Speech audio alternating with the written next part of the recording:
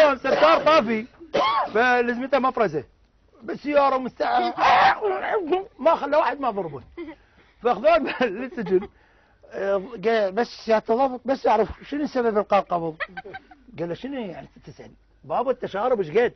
ودعمت ما خليت حائط ما فلسته. قال اختبرني ما شاء الله مرتاح. قال له عم انت قال اسالني. قال له زين راح اسالك دخل لي كلمه حلو بجمله مفيده. قال صدق كذب. ذهبت الى البيت دقيت الباب ما حد رد علي.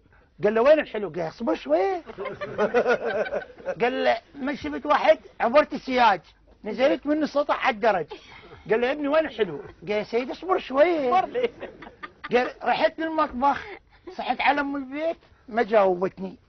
قال له وين الحلو؟ قال سيدي اصبر شوي.